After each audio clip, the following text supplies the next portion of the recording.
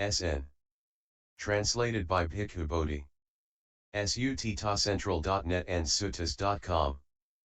Part 2. The Book of Causation, Nidana Vaggasamyutta, Chapter 9 Opamma-Samyutta, with Similes, 056, SN.20.1 SN.20.12, SN.20.1 Kuta Sutta, the roof peak. Thus have I heard.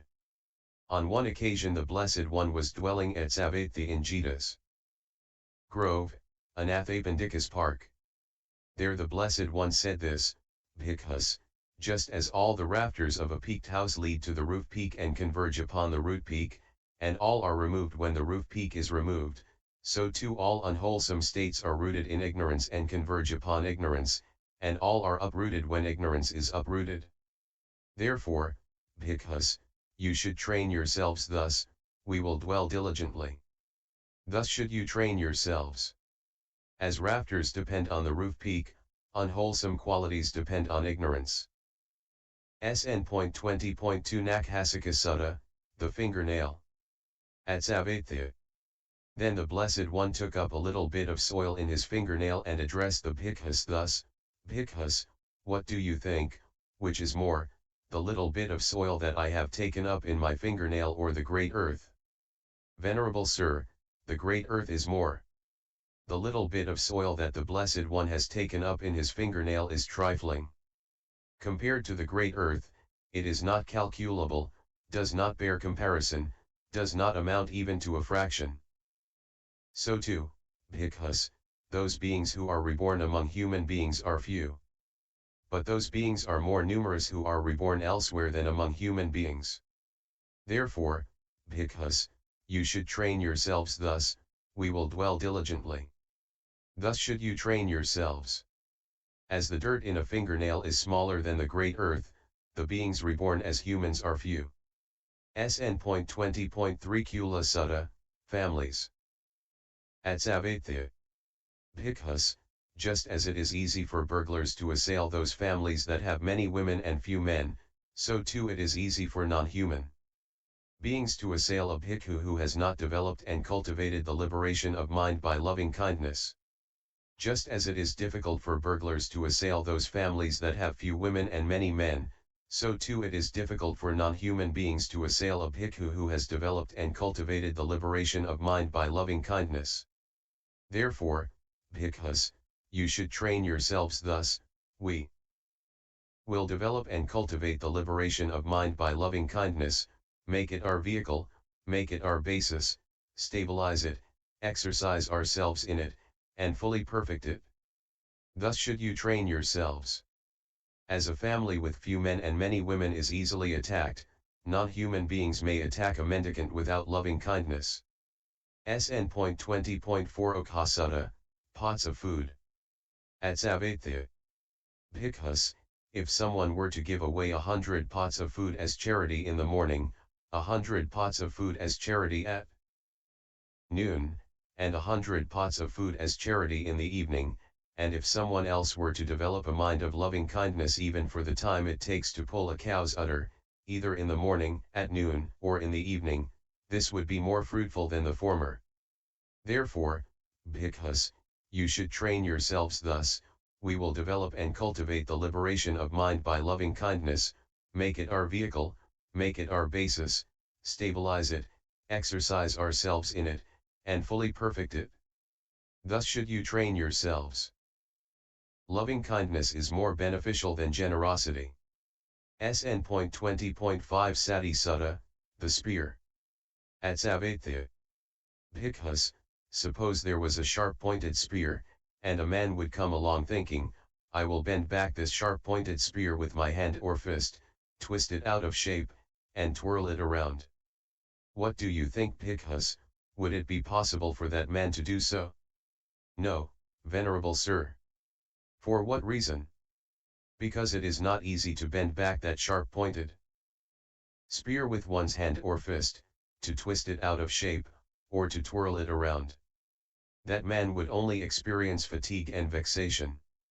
So too, Bhikkhus, when a bhikkhu has developed and cultivated the liberation of mind by loving kindness, made it a vehicle, made it a basis, stabilized it, exercised himself in it, and fully perfected it. If a non-human being thinks he can overthrow his mind, that non-human being would only experience fatigue and vexation. Therefore, Bhikkhus, you should train yourselves thus. We will develop and cultivate the liberation of mind by loving kindness, make it our vehicle, make it our basis, stabilize it, exercise ourselves in it, and fully perfect it. Thus should you train yourselves. As it is not possible to bend back a spear, it is not possible to overthrow a monk who has developed loving kindness. SN.20.1-SN.20.12, The Archers. At Savatthi. Bhikkhus, suppose there were 4 firm-bout archers, trained, dexterous, experienced, standing in each of the 4 directions. Then a man would come along, thinking, I will catch the arrows shot by these 4 archers in each of the 4 directions before they reach the ground, and then I will bring them back. What do you think, Bhikkhus, would this be enough to say, that man is a speedster endowed with supreme speed? Venerable Sir, even if he could catch the arrow shot by one archer before it reached the ground, and could bring it back, that would be enough to say, that man is a speedster endowed with supreme speed. There is no need to speak about the arrows shot by all 4 archers. Bhikkhus, as swift as that man is, still swifter are the sun and moon. As swift as that man is, and as swift as are the sun and moon, and as swift as are the deities that run before the sun and moon, the vital formations perish even more swiftly than that. Therefore, Bhikkhus, you should train yourselves thus. We will dwell diligently. Thus should you train yourselves. Only a speedster could catch arrows in flight, yet conditioned phenomena perish faster than that. SN.20.7 The Drum Peg. At Savatthi. Bhikkhus, once in the past the Dasarahas had a kettle drum called the summoner. When the summoner became cracked, the Dasarahas inserted another peg. Eventually the time came when the summoner's original drum head had disappeared and only a collection of pegs remained. So too, Bhikkhus, the same thing will happen with the Bhikkhus in the future. When those discourses spoken by the Tathagata that are deep in meaning, supramundane, dealing with emptiness, are being recited, they will not be eager to listen to them, nor lend an ear to them, nor apply their minds to understand them, and they will not think those teachings should be studied and mastered. But when those discourses that are mere poetry composed by poets, beautiful in words and phrases, created by outsiders, spoken by their disciples, are being recited, they will be eager to listen to them, will lend an ear to them, will apply their minds to understand them, and they will think those teachings should be studied and mastered. In this way, Bhikkhus, those discourses spoken by the Tathagata that are deep in meaning, supramundane, dealing with emptiness, will disappear. Therefore, Bhikkhus, you should train yourselves thus. When those discourses spoken by the Tathagata that are deep in meaning, supramundane, dealing with emptiness, are being recited, we will be eager to listen to them, will lend an ear to them, will apply our minds to understand them, and we will think those teachings should be studied and mastered. Thus should you train yourselves. As an ancient drum has disintegrated, so too will the true teachings disappear. SN.20.8 Kalangara Sutta, Blocks of Wood. Thus have I heard. On one occasion the Blessed One was dwelling at Vaisali in the great wood in the hall with the peaked roof. There the Blessed One addressed the Bhikkhus thus, Bhikkhus. Venerable Sir, those Bhikkhus replied. The Blessed One said this, Bhikkhus, now the Likhavas dwell using blocks of wood as cushions, they are diligent and ardent in exercise. King Ajatasattu of Magadha, the Videhan's son, does not gain access to them, he does not get a hold on them. But in the future the Likhavas will become delicate, with soft and tender hands and feet, they will sleep until sunrise on soft beds with pillows of cotton wool. Then King Ajatasattu of Magadha will gain access to them, then he will get a hold on them. Bhikkhus, now the Bhikkhus dwell using blocks of wood as cushions, they are diligent and ardent in striving. Mara the evil one does not gain access to them, he does not get a hold on them. But in the future the Bhikkhus will become delicate, with soft and tender hands and feet, they will sleep until sunrise on soft beds with pillows of cotton wool. Then Mara the evil one will gain access to them, he will get a hold on them. Therefore, Bhikkhus, you should train yourselves thus, using blocks of wood as cushions, we will dwell diligent and ardent in striving, thus should you train yourselves. Warriors who sleep on wooden pillows remain vigilant, and so it is for the spiritual seeker. SN.20.1-SN.20.1-Sutta, the bull elephant. Thus have I heard. On one occasion the Blessed One was dwelling at Savatthi in Jeta's grove, Anathapindika's park.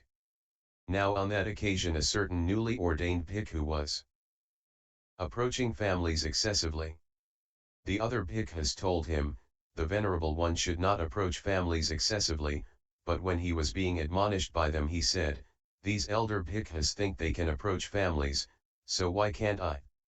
Then a number of bhikkhus approached the Blessed One, paid homage to him, sat down to one side, and reported this matter to the Blessed One. The Blessed One said, Bhikkhus, once in the past there was a great lake in a forest, with bull elephants dwelling in its vicinity. Those elephants would plunge into the lake, pull up lotus stalks with their trunks, and, having washed them thoroughly, would chew them and swallow them free from mud. This increased their beauty and strength, and on that account they did not meet death or deadly suffering. Their young offspring, emulating those great bull elephants, would plunge into the lake and pull up lotus stalks with their trunks, but without washing them thoroughly, without chewing them, they would swallow them along with the mud. This did not increase their beauty and strength, and on that account they met death or deadly suffering. So too, Bhikkhus, here the elder Bhikkhus dress in the morning and, taking bowl and robe, enter a village or town for alms. There they speak on the Dhamma, and the lay people show their confidence to them. They use their gains without being tied to them, uninfatuated with them, not blindly absorbed in them, seeing the danger in them and understanding the escape. This increases their beauty and strength, and on that account they do not meet death or deadly suffering. The newly ordained bhikkhus, emulating the elder bhikkhus, dress in the morning and, taking bowl and robe, enter a village or town for alms. There they speak on the Dhamma, and the lay people show their confidence to them. They use their gains while being tied to them, infatuated with them, blindly absorbed in them, not seeing the danger in them and not understanding the escape. This does not increase their beauty and strength, and on that account they meet death or deadly suffering. Therefore, Bhikkhus, you should train yourselves thus, we will use our gains without being tied to them, uninfatuated with them, not blindly absorbed in them, seeing the danger in them and understanding the escape, thus should you train yourselves. A monk who overly associates with the laity is like an elephant calf who tries to copy the great bull elephants. SN.20.10 the cat. At Savatthi. Now on that occasion a certain bhikkhu was socializing with families excessively. The other bhikkhus told him, the Venerable One should not socialize with families excessively, but though he was admonished by them he did not desist. Then a number of bhikkhus approached the Blessed One, paid homage to him, sat down to one side, and reported this matter to the Blessed One. The Blessed One said, Bhikkhus, once in the past a cat stood by an alley or a drain or a rubbish bin watching for a little mouse, thinking, when this little mouse comes out for food, right there I will grab it and eat it. Then that mouse came out for food, and the cat grabbed it and swallowed it hastily, without chewing it. Then that little mouse ate the cat's intestines and mesentery, and on that account the cat met with death and deadly suffering. So too, Bhikkhus, here some bhikkhu dresses in the morning and, taking bowl and robe, enters a village or town for alms with body, speech, and mind unguarded, without setting up mindfulness, unrestrained in his sense faculties. He sees women there lightly clad or lightly attired and lust invades his mind. With his mind invaded by lust he meets death or deadly suffering. For this, Bhikkhus, is death in the noble one's discipline, that one gives up the training and returns to the lower life. This is deadly suffering, that one commits a certain defiled offense of a kind that allows for rehabilitation. Therefore, Bhikkhus, you should train yourselves thus. We will enter a village or town for alms with body, speech, and mind guarded, with mindfulness set up, restrained in our sense faculties. Thus should you train yourselves. As a cat may suffer from eating too hastily, so a monk may suffer by not restraining senses. SN.20.1 Sutta, the Jackal, 1. At Savatthi. Bhikkhus, did you hear an old jackal howling at the flush of dawn? Yes, venerable sir. That old jackal is afflicted with a disease called mange. Yet he still goes wherever he wants, stands wherever he wants, sits wherever he wants, lies down wherever he wants, and a cool breeze even blows upon him. It would be good for a certain person here claiming to be a follower of the Sakyan Sun if he were to experience even such a form of individual existence. Therefore, Bhikkhus, you should train yourselves thus. We will dwell diligently. Thus should you train yourselves. A mangy jackal howls in discomfort, but even that would be a good rebirth for some. SN.20.1-SN.20.12 the Jackal, 2. At Savatthi. Bhikkhus, did you hear an old jackal howling at the flush of dawn? Yes, venerable sir. There may be some gratitude and thankfulness in that old jackal, but there is no gratitude and thankfulness in a certain person here claiming to be a follower of the Sakyan Sun. Therefore, Bhikkhus, you should train yourselves thus. We will be grateful and thankful, and we will not overlook even the least favor done to us. Thus should you train yourselves. An old jackal howls at dawn, but even they have more gratitude than some. YouTube video Buddhist Sutras https://www.youtube.com/user/lich1299/playlists. References